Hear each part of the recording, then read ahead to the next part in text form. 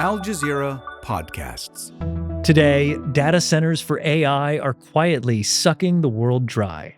The more energy you use, the more water you use.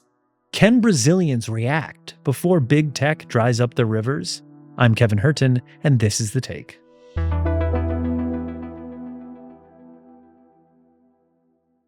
AI can pretty much do everything. It can mimic my voice. It can even write a script for this episode. Sure, here's a script for your episode about data centers in Brazil. But all that convenience comes with a hidden cost. Huge computing power needs huge infrastructure. And all of that comes from what are called data centers. And they are thirsty, both for energy and for fresh water. Every 20 to 50 queries to a large AI model like ChatGPT can consume about 500 milliliters of water, roughly the size of a standard water bottle. This is happening all over the world, and one of the hotspots is Brazil. The progressive government of Lula da Silva wants Brazil to host as many data centers as possible. They speak of this window of opportunity that Brazil has to take advantage of. It should close soon. That's kind of what they say. The problem is, Brazil's once overflowing rivers are now drying up. I'm Laís. I'm a Brazilian journalist based in Brazil, in São Paulo, Brazil, and I cover technology for The Intercept Brazil.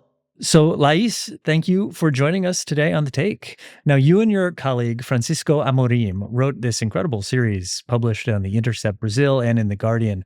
Now, the story starts in the northeastern Brazilian city of Caucaia. So paint us a picture of this city, its climate and its people and what they want to build there. Caucaia is a very hot city in Ceará state in northeast Brazil. It's a coastal city, so it's not the place you would imagine as a city that has been affected by droughts. But the official data shows that although part of the city is coastal, a more rural side of it has been affected by droughts in 16 of the past 21 years. It's also a city, we've been told, that has been the epicenter of a very violent conflict between factions and criminal groups. So this has also affected the economic prospects of the city. It's a popular destination for people who love kite surfing because there's lots of wind, which also makes it a popular destination for wind power company. So that's definitely a reason that the data center company has chose this place. So in Ceará, the landscape has changed a lot over the past few years because of these turbines, and there's been lots of exploring renewable energy sources in that place. So what are they proposing to build? Our story looks into this data center that has been promoted by this wind turbine company, a really popular company in that area of Brazil. And our investigation has shown that TikTok is backing this project. So although publicly the company is Casa dos Ventos, TikTok is behind the project. And they want to build a data center there. And there are a few reasons why they chose that specific location. From this, the northeast of Brazil, there's this tip where lots of submarine cables go out to the rest of the world. So that's basically the cables that are connecting the Brazilian internet or the South American internet to Africa, to Europe, to Asia.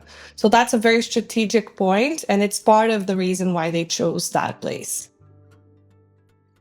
Okay, so make the best possible case for building this data center from the people who think it's a really good idea. I assume jobs and economic opportunity are at the top of the list.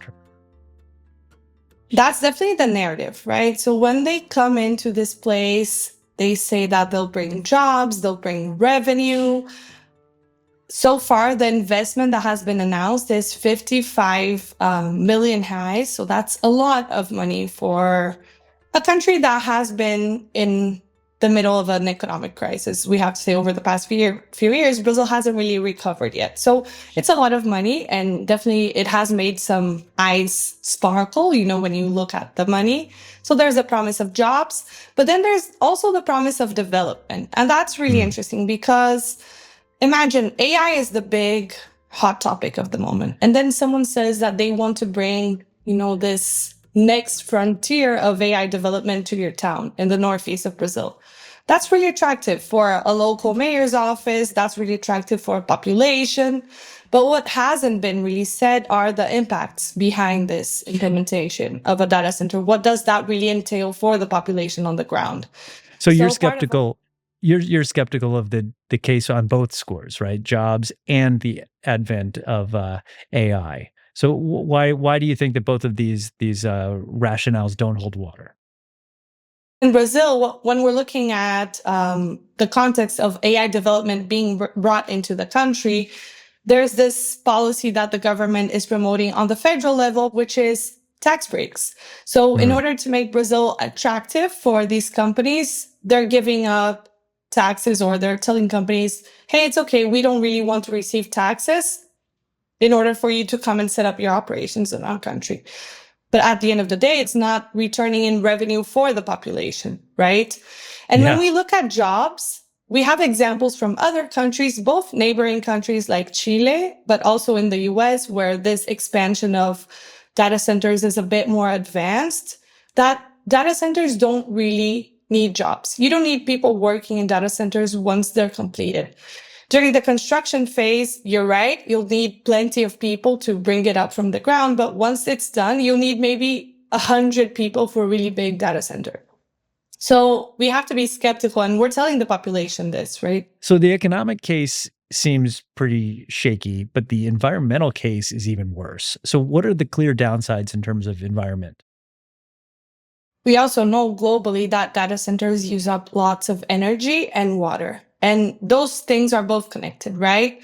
You use up lots of energy because you have these supercomputers that are operating at a really massive capacity because they're processing data at a capacity that is maybe unknown to us, both for training AI, but also for processing and distributing other normal types of data. And then because these are supercomputers that are operating 24/7 on a very high capacity, that produces lots of heat. And you need to cool these servers and cool these warehouses. Otherwise, the computers will stop working, or even worse, they could catch fire. So then you need lots of water to cool the servers. And there are lots of ways to cool, like different methods that you could use to cool these warehouses. In all of them, you lose some level of water forever, right? Either in evaporation, or the water becomes what we call gray water, which is dirty water. So these things walk together. The more energy you use, the more water you use. And where is this water coming from? What isn't clear in this project that we've looked at in Caucaia and also other projects other journalists are looking at globally is, where is the water coming from? In the case of Caucaia, there has been, I've heard there's a possibility they could use seawater, but then that would require another technology where you have to take out the salt of the water in order to be able to use. And I think that would be a very fair alternative. But the fact is that the population hasn't been told. We've tried to get access to this data, and we've also been unable. So right now we have more questions than answers about the environmental impact. And the project is just moving forward without these answers. And so how could that impact the local population? Well, if you're taking water out of the soil, someone is going to be without water. And this is really serious in the case of Caucaia because people have already gone without water. Lack of water and scarcity is already a problem. So if you come with this factory, this problem that already existed could become even more serious. And that's also the case for energy. A potential side effect would be that the energy cost for the local population rises. So it's not really fair that the population should bear the price or should pay the price for this installation that is not really giving back to the population. And I think that's very important to speak about data centers. It's not a gain that is coming back.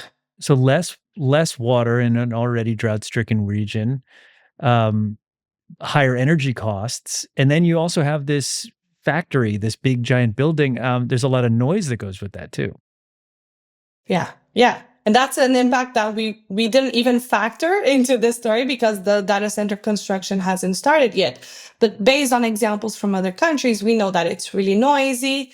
We know that, for example, during construction, you have to have these strong lights on the terrain at all times. So there's also light pollution. So there's a myriad of side effects that people don't really look at when they're thinking about the development benefit of a data center, but there are impacts on all phases of production. So construction, then implementation, then during the operation, but also maybe when the data center leaves, right? What do you do with it? It's an empty factory standing there, and it really changes the landscape. I think this is something that people aren't really aware. But in some cases in Brazil, these data centers are about to be implemented in landscapes that are completely different. They're completely going to be changed by this big monster that is coming in, like this big box that is coming in. Yeah. Okay. Was this a pretty grim image you're painting? And it's not a one-off. In the investigation that you did, you mentioned there are 22 data center projects in Brazil, and five are in drought-prone areas. And I got to say, all of this is a little bit surprising because the Brazilian government has a fairly good international reputation on the environment, right? We've done episodes on this show about the efforts to combat deforestation since President Lula da Silva took office back in 2023. And then, of course, you got your environmental minister, Marina Silva, who's a renowned, well-known activist. Is this eco-friendly reputation unjustified, or does this government have a blind spot when it comes to these data centers? Well, I would say it's mostly a blind spot at the moment, but there have been very concerning events over the past year that has really put this reputation in jeopardy. I don't think we could say at this moment that, the Brazilian government doesn't care about their environment, but there are really some concerning events. So in regards to data centers, one very concerning absence has been that the environmental ministry, Marina Silva's ministry, has been excluded from the conversations around the national policy on data centers. So we looked at official data from authorities' agendas and just their schedules, and we found 80 meetings in Brasilia, the capital, around this policy. But the environmental ministry hasn't participated of any of these 80 meetings. More after a quick break. I wanted to understand more about the thinking behind big tech's decision to install data centers in places like Brazil's far-flung states. On the other side of the Atlantic, more than 6,000 kilometers away from the state of Ceará, Spain is becoming a data center hub too. It's not without pushback. Aurora Gomez co-founded the collective Tu Nube Seca Mi Rio, or Your Cloud Dries Up My River, when Meta decided to build a data center in its native region of Castilla-La Mancha. I'm Aurora Gomez from Your Cloud Dries Up My River, a techno-ecologist collective fighting against the installation of data centers in Spain. That happened after Dutch activists successfully protested a Meta project for a data center in the Netherlands. And Aurora says there's a reason big tech eyed his homeland. A very curious detail about how these internet infrastructures are expanding is that, unlike other forms of extractivism, which are usually located in the global south, in the case of data centers, they're also being established in the global north. Moreover, they show a particular preference for rural and desert areas. You might ask, why rural and desert areas if hyperscale data centers consume so much water? Well, basically, it's because these are places where power imbalances are greatest. I want to make a small clarification. Rural areas in Europe are largely depopulated. Most of the population has already migrated to the cities, and those who remain in the villages are often very elderly, impoverished, and have low levels of education. Picassent, a Valencian town hit by the recent floods in Spain that killed over 200 people, will also see a new data center. And Aurora says it's not by accident. Therefore, data centers are appearing in our rural communities, exercising a form of data colonialism, devouring our resources and energy while making their impacts invisible. In Spain, for example, we're seeing a clear preference for regions like Castilla-La Mancha and Aragon, where all these big companies are arriving, even as local residents are being left without drinking water. We just heard about a data center project in flood-ravaged Valencia in Spain.